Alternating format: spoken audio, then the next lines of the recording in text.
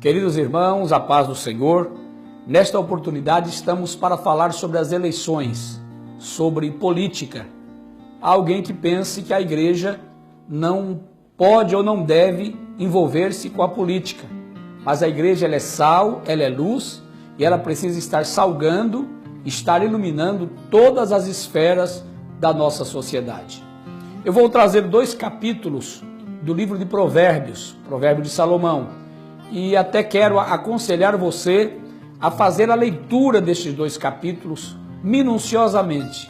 Quando você fazer a leitura desses 2 capítulos de Provérbios 28 e 29, você já vai ter uma noção como tomar a sua decisão para colocar o seu voto lá na urna.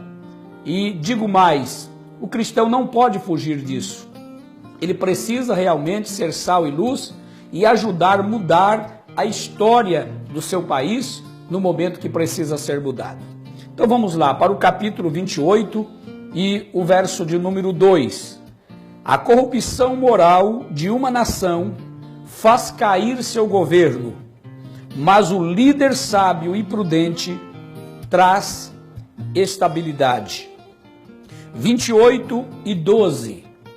Quando os justos são bem-sucedidos, todos se alegram. Quando os perversos assumem o poder, as pessoas se escondem. Ainda 28 e 16. O governante que não tem entendimento oprime seu povo, mas o que odeia a corrupção tem vida longa. 28 e 28 diz assim: quando os perversos assumem o poder, as pessoas se escondem. Quando eles são destruídos, os justos prosperam. Vamos agora para o capítulo 29, 29 e 2.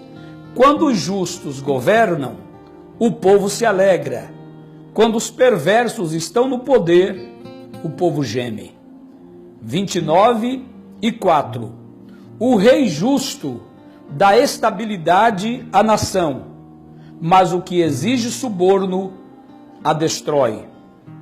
E por último, 29 e 16.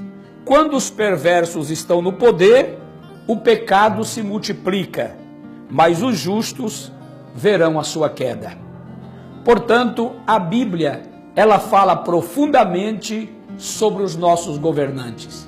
A Bíblia também diz que toda autoridade é constituída por Deus.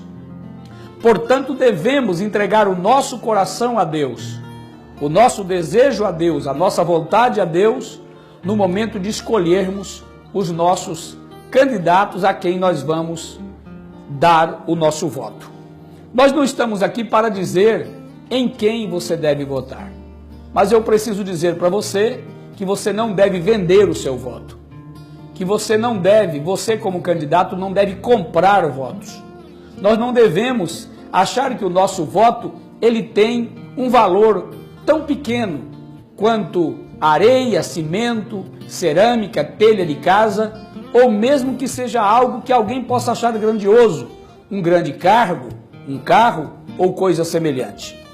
Eu quero dizer para você em quem nós, como cristãos, não devemos votar. Nós não devemos votar em candidato que já votou ou votará, ou um presidente que com a caneta na mão poderá trazer e fazer leis a favor do aborto. Aqueles que são abortistas, nós não devemos votar neles. Nós não devemos votar naqueles que são a favor da descriminalização das drogas. Ora, quantas famílias estão sofrendo por causa das drogas? Nós fazemos campanhas direto na igreja a favor de jovens que estão envolvidos com drogas, de maridos que estão envolvidos com drogas, de casais que estão se separando por causa das drogas, e agora eu vou votar num candidato que é a favor de que as drogas se tornem lícitas legalmente para ser usado? De forma nenhuma. Eu não devo votar em candidato que apoia o fechamento de igrejas. Você sabe que tem candidatos por aí que apoiam que igrejas sejam fechadas. Estão preocupados porque nós estamos na televisão. Querem proibir que as igrejas tenham programa de televisão.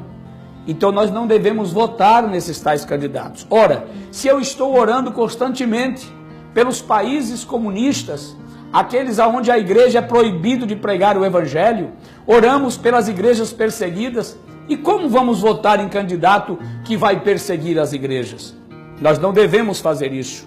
Nós não devemos votar em candidatos que trabalhem, que já votaram ou vão votar pela desconstrução da família tradicional.